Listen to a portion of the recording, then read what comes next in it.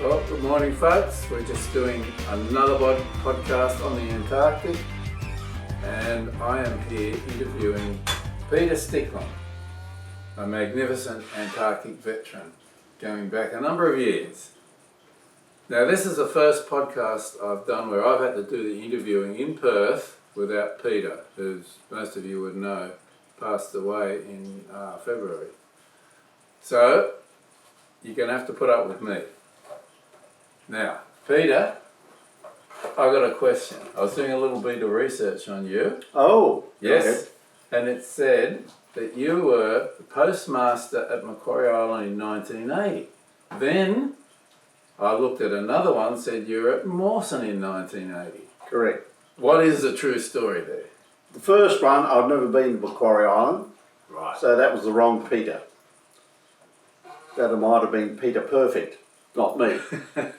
But Peter Stickland was at Mawson, 1980. Right. We've got that right. Got that right. Now, tell us where else you've been. I've also summited Davis, the other Antarctic base nearby, and in 1983 I went to Casey Base as well. So I have served on all three Australian Antarctic bases. You're lucky, I've only seen one Australian Antarctic base. Let's start with another question. How did you get involved with the Antarctic in the first place? What drew you to it? All right, a bit of background. I spent 21 years in the Royal Australian Air Force, mainly in the field of radio and communications.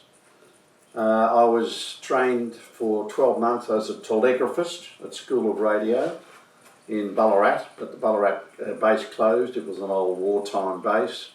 And then in the last 3 months of the base closing, we moved down to RAAF Laverton in Victoria. And there we completed the 12 months telegraphist training course. Immediately we completed the course, my pay went up like that. Very, very nice.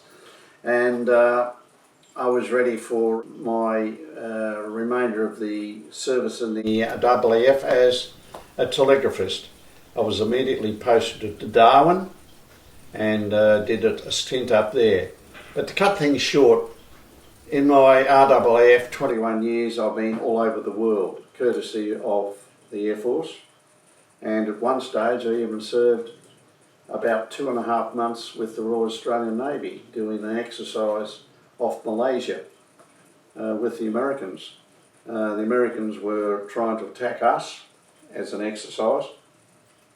In the last half hour of the exercise, the Americans thought they'd sunk everyone in our fleet and they went to broadcast it. But unfortunately, we had an Australian submarine underneath the American warship and it sunk the American warship. And the Yanks did not like it, simply because they could not detect at that time a diesel-powered submarine, which we had in the Australian Navy. So we won that one. But to get back to why I was in Antarctica, I finished the 21 years in August, I think it was, and a couple of months later in the local papers in each capital city of Australia, the Australian Antarctic Division, which was based in Melbourne at those days, put in a big ad. They were looking for people to go to the research bases, all three Australian bases, and one of the requirements was they needed to know Morse code.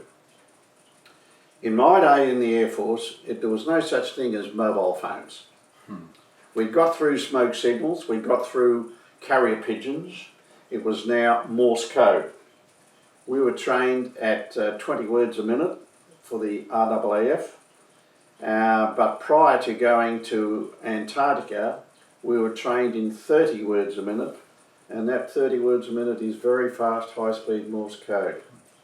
We were told that we would probably be speaking to the Russians nearby once we got to Antarctica. So that is the reason when I applied for it, I thought, well, I've got a good show of getting it, because the only places they could get operators for Antarctica at that time would be the Australian Defence Force, in my case the Royal Australian Air Force.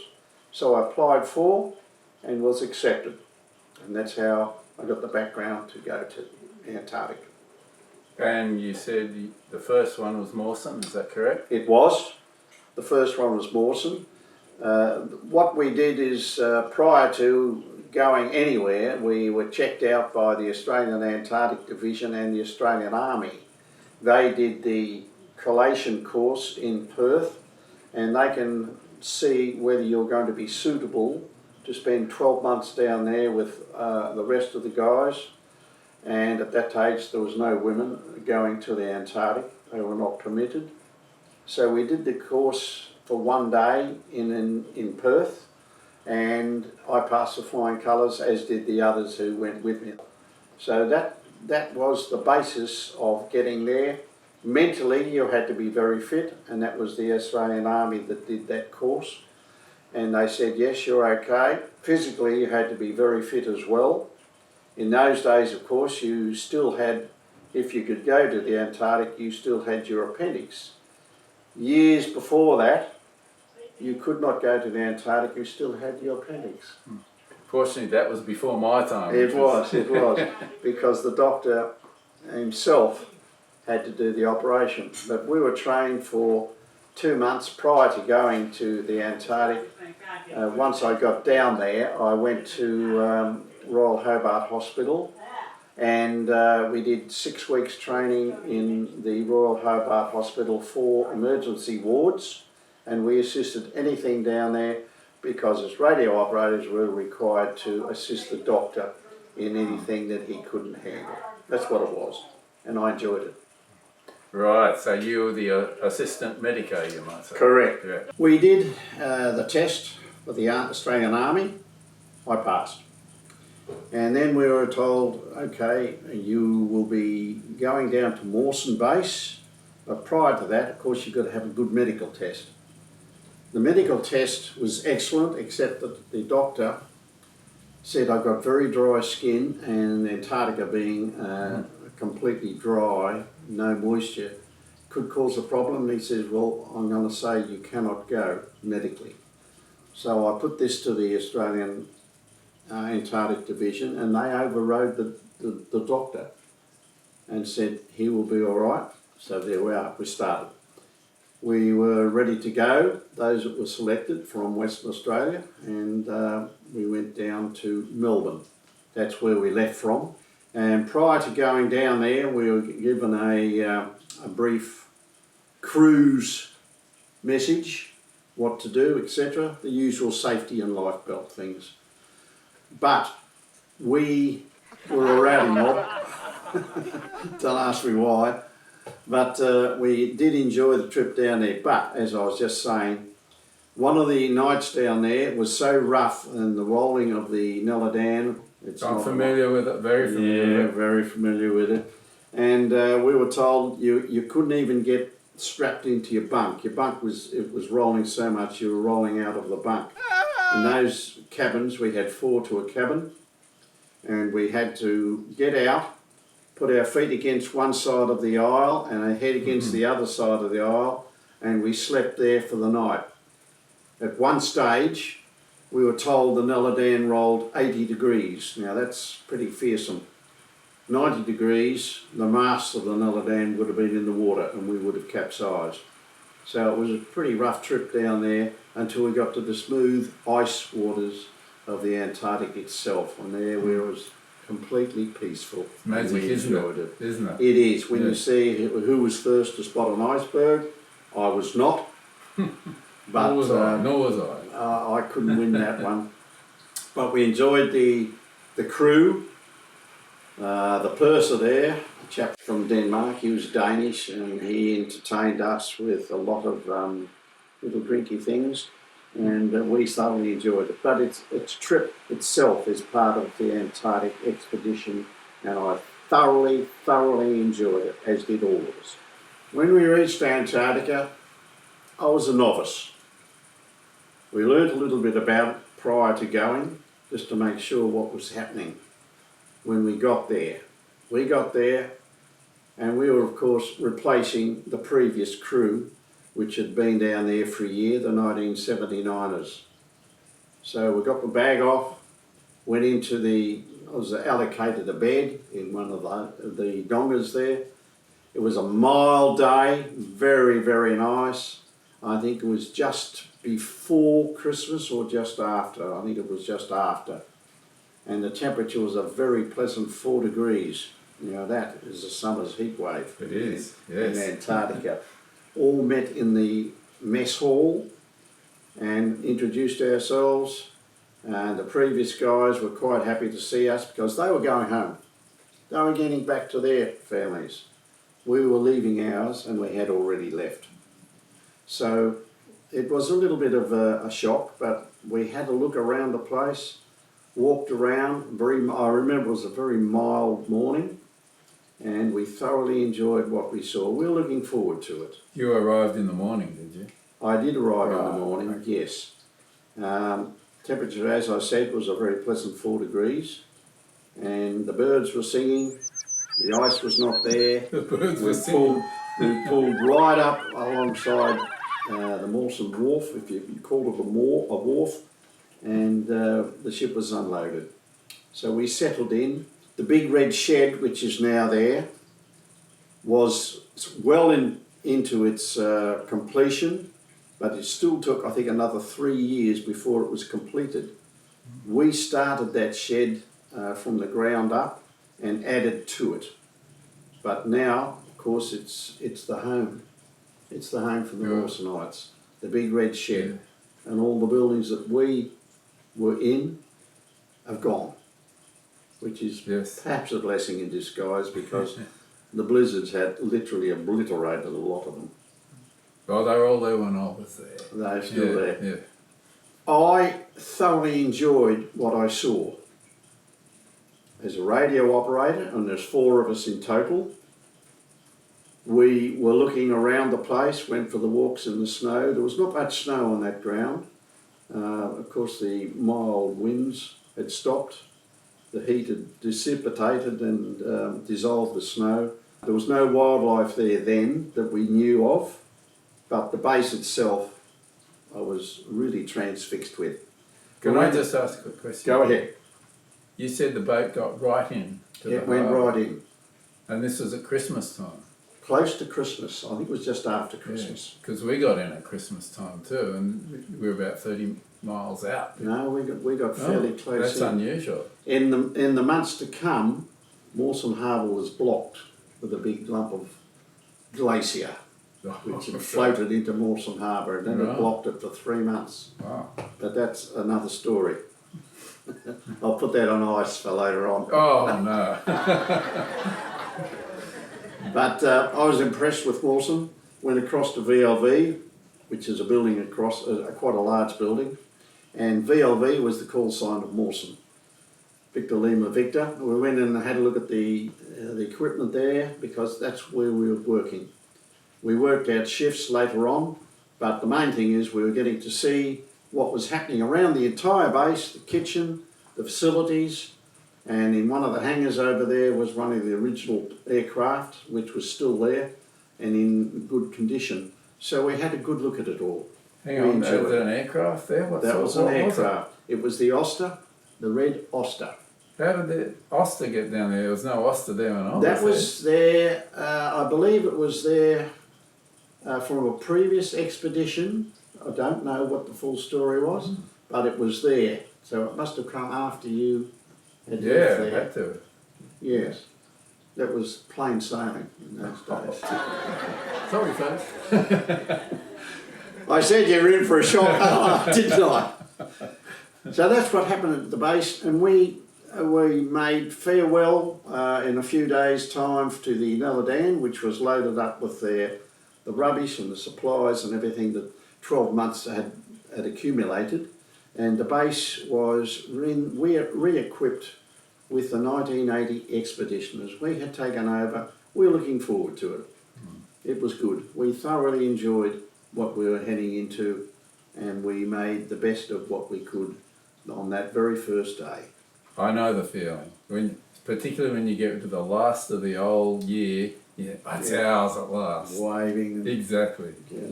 The royal wave. Yep. And it was good. But we enjoyed that first few days, the first week, and we settled in. Mind you, don't forget the sun was still shining 24 hours a day, or all around the clock, and it was beautiful to get out there, and the camera was really taking a lot of shots. So this is your introduction to Mawson? That was correct, yes. Right, and you're a radio operator? Correct. Right. I was the senior radio operator of the four. Sorry folks, sorry Peter. That's all right, I don't mind that at all. The pay was a little bit better than the other three, but I don't mind that at all. I might add that you may not know that when you are selected to go to Mawson or any of the other three Australian Antarctic bases, your pay which you were on prior to being selected goes up nearly 4 times. Oh, as a sergeant in the RAAF after 21 years, my pay was quite good. And we had just, my wife and I and the family had just moved into a new house in High Wycombe in Western Australia, one of the suburbs. And we had a mortgage. I think it was 30-year mortgage. The 12 months down there paid just about 2/3 of that off in 1 year. Your salary is very, very good. Wasn't like that when I went down. I don't think we even got double. Times have changed. Yeah. Of course, we didn't need money down there. Coins and money, it's just not needed. And the whole year before you were down there was nothing to spend it on. Nothing to spend it on. Mind you, of course, you take down, the ship that comes down brings down 2 years' supply of food, just in case they can't get back and resupply the next year. So we had 2 years' supply of food and drinks, etc., on the Nulladan to unload. We got a year's supply of whiskey and other drinks. So, and the food, of course, all came down in wooden boxes in Mawson. I'll tell you why it was in wooden boxes shortly. And we've got the largest refrigerator in the world. It's called Snow. And it was stacked outside in all the snow which was accumulating there in the months to come. So it's the big refrigerator. The question I often get asked after I return and give talks, do you have refrigerators in Antarctica? The answer is yes, for one reason. Certain foods have to be checked in and the cold in the refrigerator at a certain temperature. Meat has to be within a certain degree of temperature. We might have -4 one day out in the snow outside. Next day it might be -15. We don't know. So the meat would have gone off.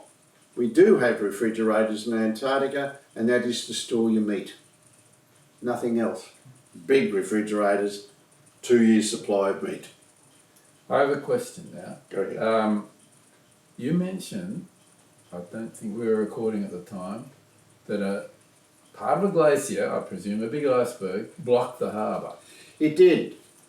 Later on in the year, we were in a bit of trouble because the resupply ship coming in at that time was the Nanok-S, another Danish icebreaker, instead of the Nulladan. This was at the beginning? No, this was further on in the year. It was well after the sea ice had frozen and it had melted and thawed. But we had a fair-sized glacier come in. A piece of glacier had broken off and drifted in, and it had actually blocked the entrance to Mawson Harbour, and that was going to be a serious problem. So we couldn't tow or get any way of getting that iceberg, and that's what it was, a big berg, out of the harbour. So that was a problem. Didn't you have any rowboats? We did have a boat, and we actually had a boat there and tried to do it. Funny thing, we actually contacted a bloke called Dick Smith, who used to have electronics all around Australia, and we all remember Dick Smith, terrific guy, who has actually been down to Antarctica. And we asked him, what is your solution? He said, you can tow an iceberg, but we had nothing to tow it with, and it's a big iceberg. Fortunately, the warmer weather approaching August, December, melted the iceberg enough for it to drift off where it was grounded in Darwin Harbour. and it chuffed off towards somewhere, we don't know where, and I hope it's still there somewhere else and doing some, annoying some other people. This would have been late in 1980? It would have been very late in 1980, Right. around September, October, I think it was. That was when the first resupply boat Resupply came was out. coming in, yes. So on the start of the year, you were able to do a lot of the full-scale changeover on the first trip down, is that correct? Correct, yes. And the second time down, there wouldn't have been so much to do. Not too much to do. We were quite a good team. There was 18 of us, and it was resupplied with another 17 when the summer boat came in with the Nanok-S in about December, at the end of October. But we enjoyed each other's company. We got along well, and that's part of the Australian Defence Force's psych evaluation. You're not going to go down there if you're going to start a fight with somebody. Actually, some people have gone down. I think they've They failed have. a psych test, Correct. and it never works out. It doesn't work out, no. Yeah. It's So that you say your year, they're all easygoing. all great. easy going, we got along well. We still keep in touch with each other. We've only lost one through a health problem. The rest of us are all still alive and well. Yes, because I know our year, the comment was that people have been down a lot. This was one of the most easygoing years they'd had, so that was good. We didn't. I think there might have been one fisticuff I heard about between Carpenter and a Boffin, but it was pretty nothing. It's good. Yeah. It is. You get over it. You can't. Yeah. You've got no option. You've got to get over it. You eat with them. You dine with them. You sleep in the same dongers. You've got to get over it. You can't just catch a cab and get away from the place. That's true.